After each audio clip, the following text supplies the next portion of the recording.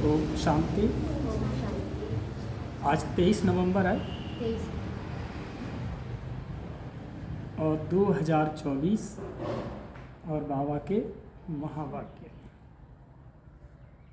आज की मीठी लाइन में बाबा कहते हैं कि देही अभिमानी बनकर सर्विस करो।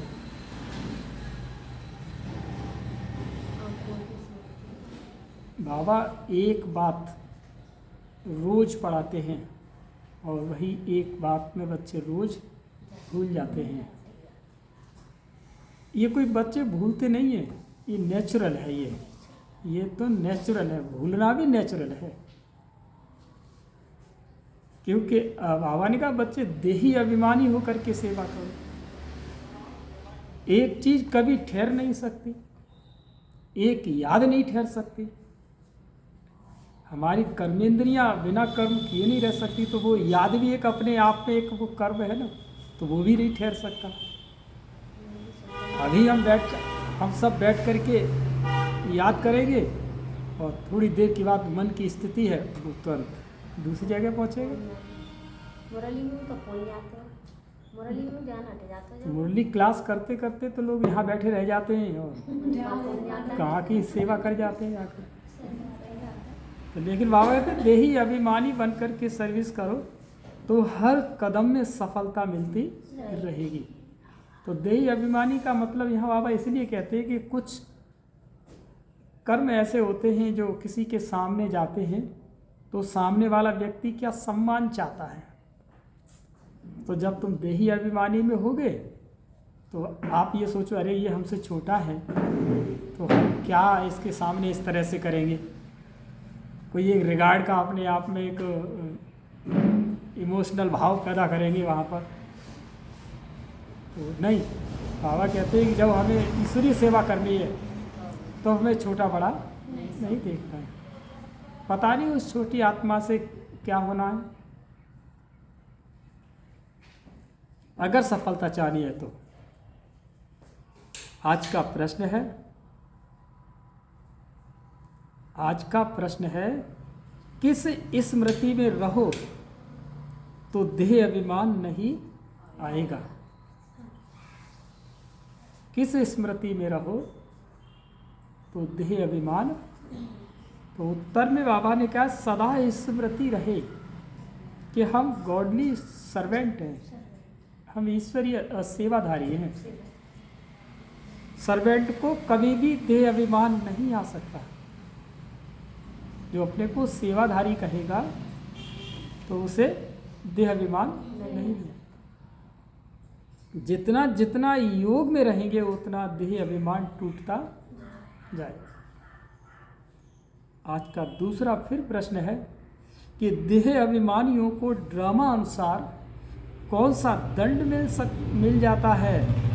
देह अभिमानी जो शरीर के घमंड में रहते हैं उनको बाबा कहते हैं कि ड्रामा के अनुसार उन्हें कौन सा दंड मिलता है। तो बाबा उत्तर देते हैं उनकी बुद्धि में ये ज्ञान बैठता ही नहीं।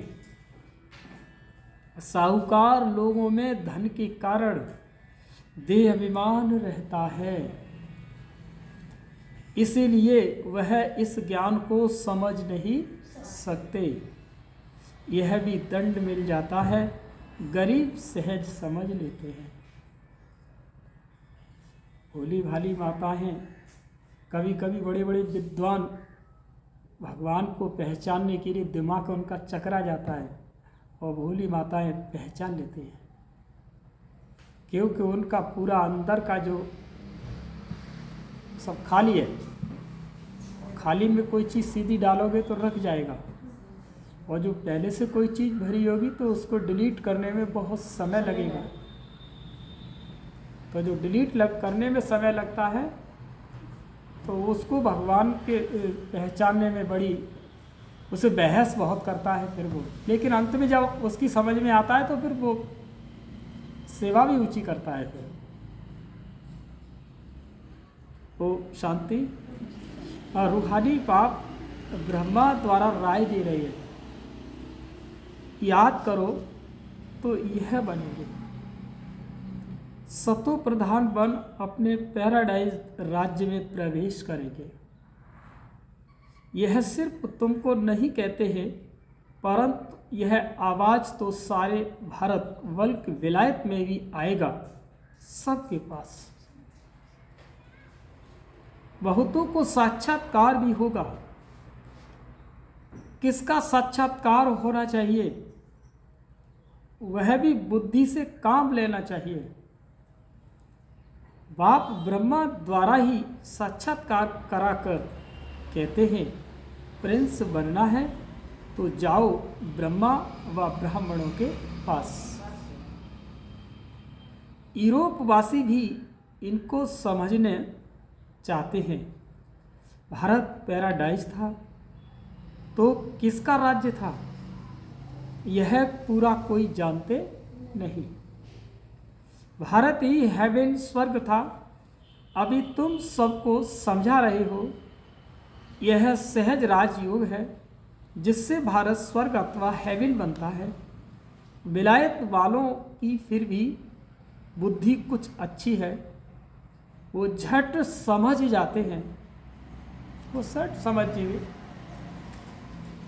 तो अब सर्विसेबल बच्चों को क्या करना चाहिए? उनको ही डायरेक्शन देने पड़ते हैं। अब दिशा तो सबको बतानी पड़ेगी, अरे इशारा तो सबको देना पड़ता है। बच्चों को प्राचीन राजयोग सिखाना है। तुम्हारे पास म्यूजियम, प्रदर्शनी आदि में बहुत आते हैं, ओपिनियन लिखते हैं कि ये बहुत अच्छा कार्य कर रहे हैं, परंतु खुद समझते नहीं। थोड़ा कुछ टच होता है तो आते हैं, फिर भी गरीब अपना भाग्य अच्छा बनाएंगे, क्योंकि वो सब कुछ सफल करते हैं और समझने का पुरुषार्थ करेंगे। साहूकार को तो पुरुषार्थ करना नहीं है, देह अभिमान बहुत है ना, तो ड्रामा अनुसार जैसे बाबा ने दंड दे दिया है, फिर भी उन द्वारा आवाज कराना पड़ता है। विलायत वाले तो ये नॉलेज चाहते हैं और सुनकर बहुत खुश हो जाएं। गवर्नमेंट के ऑफिसर्स पिछाड़ी कितनी मेहनत करते हैं, परंतु उन्हें फुर्सत ही नहीं है। उन्हों को भल घर बैठे साक्षात्कार भी अगर हो जाए तो भी बुद्धि में नहीं आएगा। साक्षात्कार हो जाए तो भी बुद्धि में नहीं आएगा। तो इसका मतलब यह है कि उनकी बुद्धि में कुछ और जमा हुआ है। तो बच्चों को बाबा राय देते हैं, ओपिनियन अच्छी अच्छी इकट्ठी करके उनका एक अच्छा किताब बनाओ। राय दे सकते हैं। देखो कितना सबको यह अच्छा लगता है। विलायत वाले व भारतवासी भी सहज राजयोग जानना चाहते हैं। स्वर्ग के देवी देवताओं की राजाई जो सहज राजयोग से भारत को प्राप्त होती है, स्वर्ग की किनके द्वारा? देवी देवताओं की जो राजाई जो प्राप्त होती है सहज तरीका से, वो कहाँ से? भारत के द्वारा। तो क्यों न यह म्यूजियम गवर्नमेंट हाउस में अंदर लगा दें? बाबा कह रहे क्यों नहीं गवर्नमेंट कोई सरकारी बंगला हो उसमें ये लग जाए, जहाँ कॉन्फ्रेंस आदि होती रहती है। ये ख्याल बच्चों को चलने चाहिए, है कि नहीं? वो तो तभी चलेंगे जब बाबा का बच्चा कोई राजनीति में निकले, तब कहे। अभी टाइम लगेगा, इतनी जल्दी नर्म बुद्धि नहीं होगी। गोदरेज का ताला बुद्धि को लगा हुआ है। अभी आवाज निकले तो रिवॉल्यूशन हो जाए। हाँ, होना जरूर है। बोलो गवर्नमेंट हाउस में भी म्यूजियम हो तो बहुत फॉरेनर्स भी आकर देखें। विजय तो बच्चों की जरूर होनी है, तो ख्यालात चलने चाहिए। देही अभिमानी को ही ऐसे ऐसे ख्यालात आएंगे कि क्या करना चाहिए। जो विचारों को मालूम पड़े और बाप से बरसा लेवे कि हम लिखते भी हैं कि बिगर कोई खर्चा। तो अच्छे अच्छे जो बच्चे आते हैं राय देते हैं, डिप्टी प्राइम मिनिस्टर ओपिनियन करने आते हैं, फिर प्राइम मिनिस्टर प्रेसिडेंट भी आएंगे, क्योंकि उन्हों को भी जाकर बताएंगे कि यह तो वंडरफुल नॉलेज है। सच्ची शांति तो ऐसे स्थापन होनी है जचता है, बुद्धि में उनके बैठेगा, जचेगा। ये बाबा बच्चों को आज प्रोग्रेस करने के लिए ज़्यादा समझा रहे हैं कि बड़े बड़े जो ऊंचे लेवल पर हैं उनके पास जा करके देही अभिमानी बन करके, वो एक दो बार कहोगे वो नहीं आते हैं, दो बार कहोगे तो भी नहीं आते हैं, और तीसरी बार कहोगे तो हो सकता है उनकी समझ में आ जाए तो चले आए। समझानी भी है जचने की, आज नहीं जचेगी तो कल जचेगी। बाबा कहते रहते हैं कि बड़े बड़े आदमियों के पास जाओ, आगे चल वो भी समझेंगे। मनुष्यों की बुद्धि तमो प्रधान है, इसीलिए उल्टे काम करते रहते हैं। दिन प्रतिदिन और ही तमो प्रधान बनते जाते हैं। तुम समझाने की कोशिश करते रहो कि बेकारी धंधा मत करो, अपनी उन्नति करो। बाप आए हैं पवित्र देवता बनाने। आखिर वो दिन भी आएगा जो गवर्नमेंट हाउस में म्यूजियम होगा। बोलो खर्चा तो हम अपना करते हैं, गवर्नमेंट तो कभी पैसा नहीं देगी। तुम बच्चे कहेंगे कि हम अपने खर्चे से हर एक गवर्नमेंट हाउस में ये म्यूजियम लगा सकते हैं। एक बड़े गवर्नमेंट हाउस में हो जाए तो फिर सब में हो जाए। समझाने वाला भी जरूर चाहिए। उनको कहेंगे कि टाइम मुकर्रर रखो करो, जो कोई आकर के रास्ता बतावे, बिगर कौड़ी खर्चा जीवन बनाने का रास्ता बताएंगे। यह आगे होने का है, आगे। परंतु बाप बच्चों द्वारा ही बताते हैं कि अच्छे अच्छे बच्चे जो अपने को महावीर समझते हैं उनको ही माया पकड़ती है। माया उसे ही पकड़ेगी, और जो पीछे पड़ा है उसे कौन पकड़ेगा।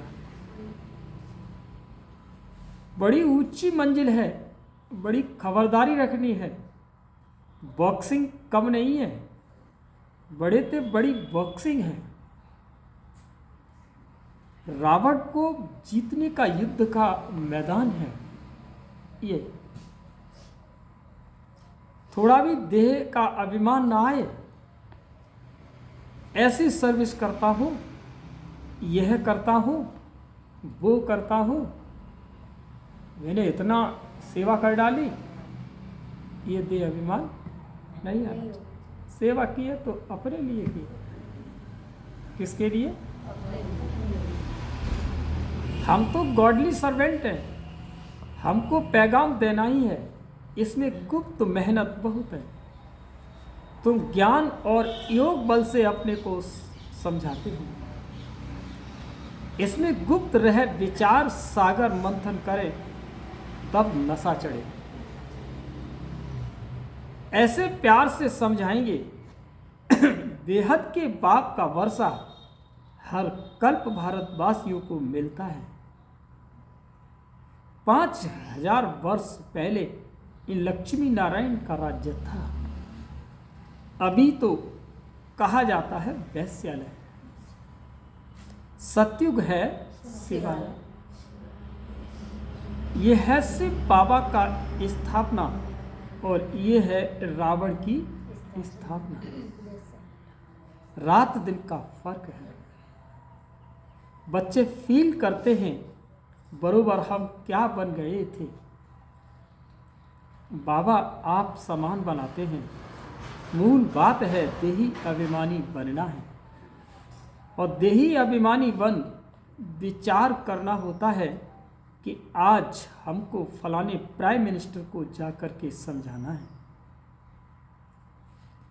उनको दृष्टि दे तो साक्षात्कार हो सकता है। तुम दृष्टि दे सकते हो। अगर देही अभिमानी होकर रहो तो तुम्हारी बैटरी भरती जाएगी। देही अभिमानी होकर बैठे, अपने को आत्मा समझ बाप से योग लगावें, तब बैटरी भर सकते हैं। गरीब झट अपनी बैटरी भर सकते हैं क्योंकि बाप को बहुत याद करते हैं। ज्ञान भल अच्छा है, योग कम है तो बैटरी भर न सके क्योंकि देह का अहंकार बहुत रहता है। योग से ही देह का अहंकार टूटता है। योग कुछ भी नहीं है, इसीलिए ज्ञान बाण में जौहर नहीं भरता। वो जो जहरवीर, ऐसे नाम थोड़ा नहीं पड़ा उनका, जहरवीर का ना ही पड़ा था। कहते हैं ना कि उनकी ज्ञान तलवार में जौहर था। ज्ञान और योग क्या क्या था? जौहर भरा था, तब उनका नाम जहरवीर पड़ा था।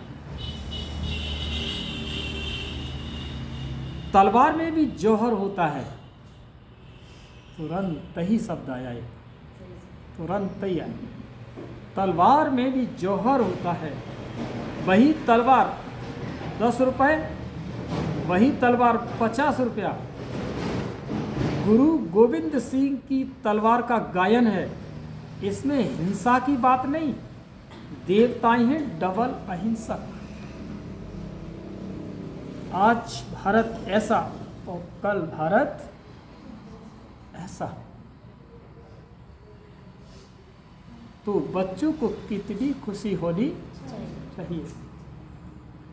कल हम रावण के राज्य में थे तो नाक में दम था, है ना? रावण के राज्य में नाक में बहू में तो, सास बहू में भी तो झगड़ा होता है तो भी तो नाक में दम हो जाता है। तो यहाँ रावण का बाबा ने बताया कि नाक में दम था। आज हम परम पिता परमात्मा के साथ रहे हुए हैं। अब तुम ईश्वरीय परिवार के हो। सतयुग में तुम होगे देवी परिवार के। अब स्वयं भगवान हमको पढ़ा रहे हैं। हमको कितना प्यार मिलता है भगवान का। आधा कल्प रावण का प्यार मिलने से बंदर बन पड़े हैं। अब बेहद बाप का प्यार मिलने से तुम देवता बन जाते हो। 5000 वर्ष की बात है। उन्होंने लाखों वर्ष लगा दिए हैं। यह भी तुम्हारे जैसा पुजारी था, ब्रह्मा बाबा। सबसे लास्ट नंबर झाड़ में खड़ा है। कल्प वृक्ष के सबसे ऊपर दिखाया ना। सतयुग में तुमको कितना अथाधन था। फिर जो मंदिर बनाए उनमें भी इतना अथाधन था जिसको आकर के लूटा। मंदिर तो और भी होंगे, प्रजा के भी मंदिर होंगे और प्रजा तो और ही साहूकार होती है। प्रजा से राजे लोग कर्जा उठाते हैं। ये बहुत गंदी दुनिया है। सबसे गंदा मुल्क है कलकत्ता। ये लो, भगवान ने कह दिया कलकत्ता सबसे ज़्यादा गंदा मुल्क है। क्यों? क्यों? कारण क्या है? वहाँ मछलियाँ बहुत होती हैं। मछली का ही आटा बनता है वहाँ पर। हाँ, मछलियाँ वहाँ पर सुखाई जाती हैं। जैसे तुम लोग, आप लोग क्या सुखाते हो? वहाँ वो सुखा के उन्हें रखा जाता है। बहुत गंदा मुल्क है। इनको चेंज करने की तुम बच्चों को मेहनत करनी है। जो करेगा सो पाएगा। देह अभिमान आया और गिरा। मन मनाना भव का अर्थ ही नहीं समझते। सिर्फ श्लोक कंठ कर लेते हैं। ज्ञान तो उनमें हो न सके सिवाय तुम ब्राह्मणों के। ब्राह्मणों की माना बाबा कहते ज्ञान तो उनमें, बहुत तो कंठ कर लेते, श्लोक ही रट लेते। मैंने कहा ना, एक बार मैं एग्जीबिशन में लगाने के लिए मैं पहुंचा हुआ था, तो 400 श्लोकों का ज्ञाता मेरे से आकर के भिड़ गया, और गले से लेकर के इतनी मालाएं कंठी पड़ी हुई थी, और ये लंबे बाल थे। तो हमने कहा आपने ये थ्रू आउट, लोग इंग्लिश बोलते हैं, आप थ्रू आउट संस्कृत बोल रहे हो, तो इससे भगवान सिद्ध थोड़ी नहीं हो जाएगा। भगवान तो सिद्ध तब होगा। जमीन कैसी है, उस जमीन पर चलना होगा। और तुम चांद पर उड़ने की बातें कर रहे हो, और लोग इंतजार कहाँ कर रहे हैं? जमीन पर। तो पहले जमीन पे चलना सीखो, तब चांद की बातें करना, तब भगवान को सिद्ध कर सकते हो। पहले जमीन पर लोग रह कैसे रहे हैं, उनकी भाषा में आओ, तभी तो हम समझा सकते हैं। अब यहाँ पर सबके सामने इंग्लिश बोले, आपकी समझ में ना आए तो काहे क्या हो ज्ञान। आप तो सुन के चले जाओगे, पता नहीं क्या कह दिया, समझ में नहीं। लेकिन अंदर में बात जब बैठ जाए, उसे कहना चाहिए कि साहब कुछ हमें मिला। तो बाबा कहते हैं ना कि ज्ञान तो बहुत सारे कंठ कर लेते हैं। कोई मठ पंथ वाला देवता बन न सके। प्रजापिता ब्रह्मा, कुमार कुमारियां ब्राह्मण बनने बगैर देवता कैसे बन सकेंगे? जो कल्प पहले बने हैं वही बनेंगे। टाइम लगता है। झाड़ बड़ा हो गया तो फिर वृद्धि को पाता जाएगा। चीटी मार्ग से व्यंग मार्ग होगा। बाप समझाते हैं, मीठे बच्चों, बाप को याद करो, सुदर्शन चक्र फिराओ। तुम्हारी बुद्धि में सारा 84 का चक्र है? सब सीढ़ी का सब जानते हैं ना, पुरानी बातें हैं। तुम ब्राह्मण ही फिर देवता और क्षत्रिय घराने के बनते हो। सूर्यवंशी व चंद्रवंशी का भी अर्थ कोई को नहीं समझते। मेहनत करके समझाया जाता है, फिर भी नहीं समझते हैं। तो समझा जाता है, अभी समय नहीं है, फिर भी आते हैं, समझते हैं कि ब्रह्मा कुमारियों का बाहर में नाम ऐसा है। अंदर जाकर देखते हैं तो कहते हैं कि ये बहुत अच्छा काम कर रहे हैं। यह तो मनुष्य मात्र के कैरेक्टर सुधारते हैं। देवताओं का कैरेक्टर देखो कैसा है, देखने में कैसे लगते हैं वो, कितने शोभनीक लगते हैं, उनकी साज सज्जा इस तरह से संपूर्ण निर्विकारी। बाप कहते हैं काम महाशत्रु है।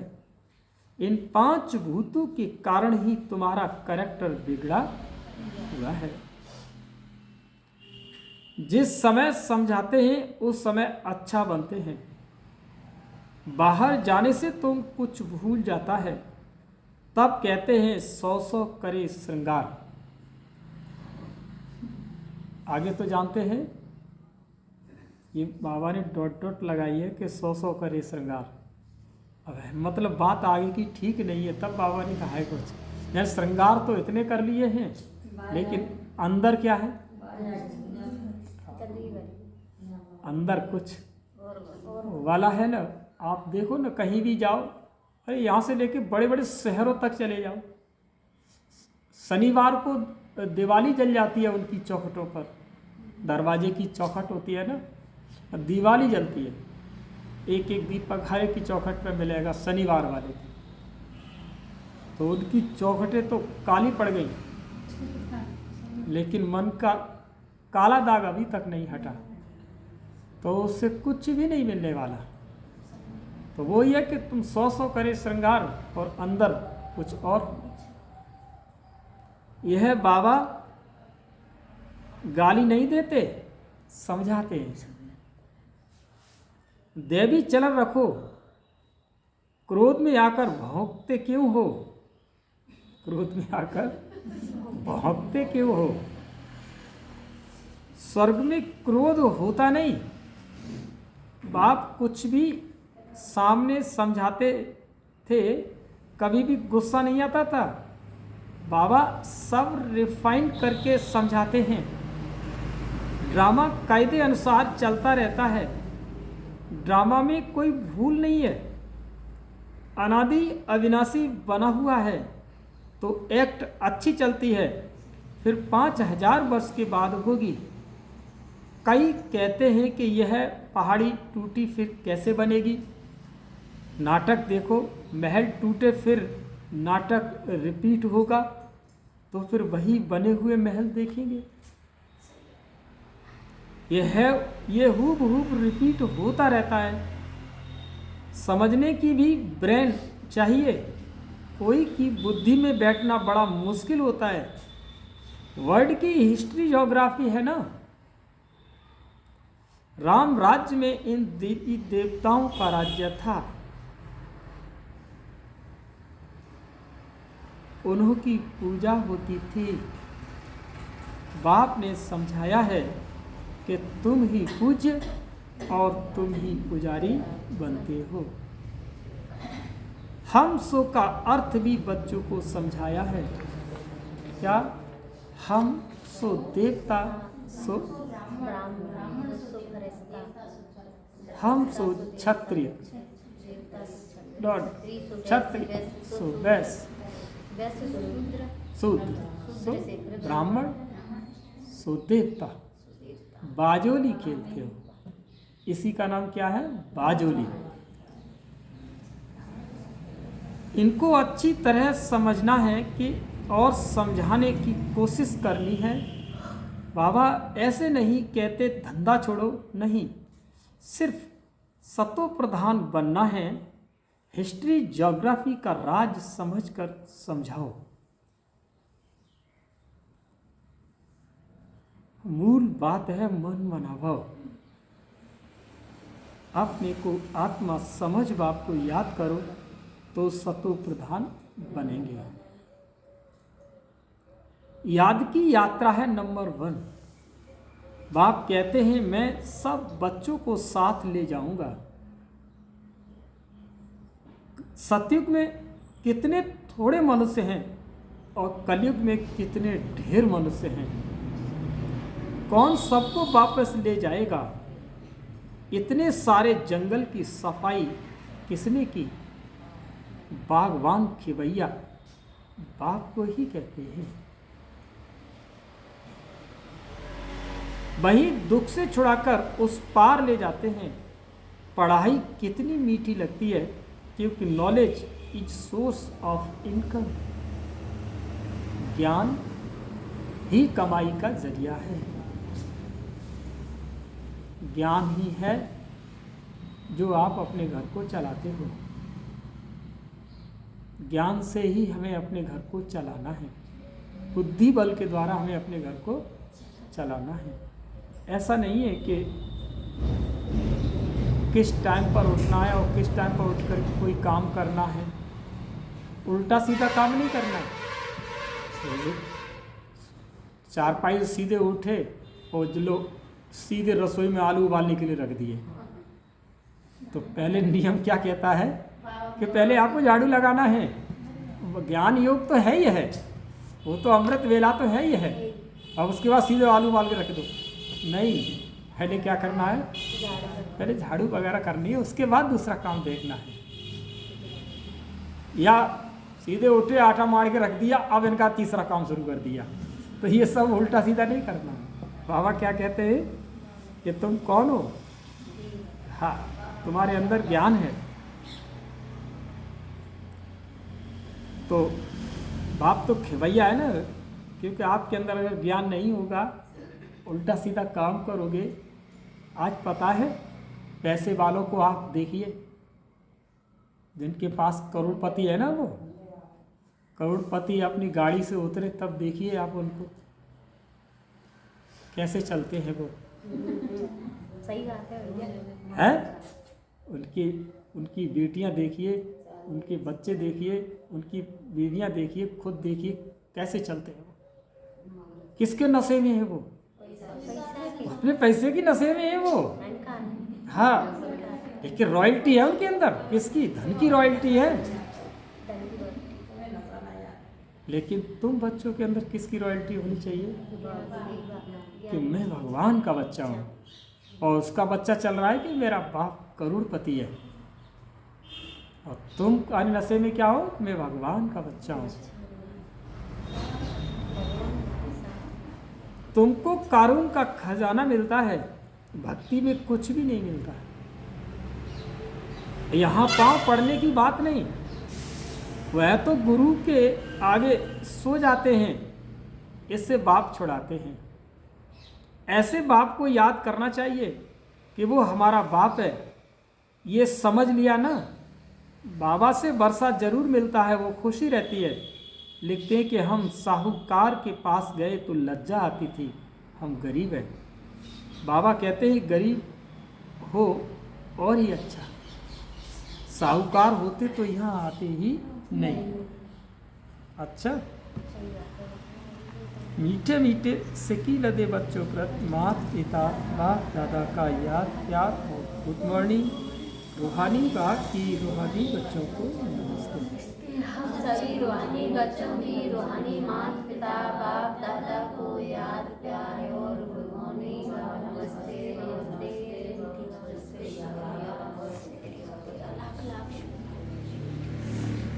आप सुनते हैं, धारणा के लिए मुख्य सार है। पहला पॉइंट है, सदा इसी खुशी व नशे में रहना है कि अभी हम ईश्वरीय परिवार के हैं। स्वयं भगवान हमें पढ़ा रहे हैं, उनका प्यार हमें मिल रहा है, जिस प्यार से हम देवता बनेंगे। दूसरा, इस बने बनाए ड्रामा की एक्यूरेट समझना है, इस ड्रामा को एक्यूरेट समझना है। इसमें कोई भूल नहीं हो सकती। जो एक्ट हुई फिर रिपीट होगी, इस बात को अच्छे दिमाग से समझकर चलो तो कभी गुस्सा नहीं आएगा। वरदान, तूफान को तोहफा समझ सहज क्रॉस करने वाले संपूर्ण और संपन्न भव। बाबा ने कहा कि जीवन में तूफान तो आते हैं, वो तुम्हारे लिए एक गिफ्ट लेकर के आते हैं, तोहफा लेकर के आते हैं। तो आप उनको पार करने के लिए क्रॉस कीजिए उसे, और संपूर्ण और संपन्न बनिए। डिटेल में बाबा क्या कहते हैं, जब सभी का लक्ष्य संपूर्ण और संपन्न बनने का है तो छोटी छोटी बातों में घबराओ नहीं। मूर्ति बन रहे हो तो कुछ हैमर तो लगेंगे ही, हथौड़े लगेंगे। तो जब मूर्ति बनोगे तो हथौड़ा तो पड़ेगा। जो जितना आगे होता है उसको तूफान भी सबसे ज्यादा क्रॉस करने होते हैं, है ना।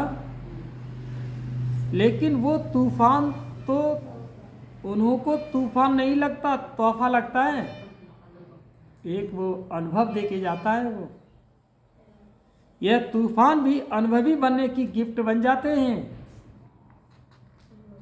इसीलिए विघ्नों को वेलकम करो, स्वागत। अनुभवी बनते और आगे बढ़ते चलो। आज का स्लोगन है कि अलवेलेपन को समाप्त करना है तो स्वचिंतन में रहते हुए स्व की चेकिंग करो। अच्छा, ओम शांति।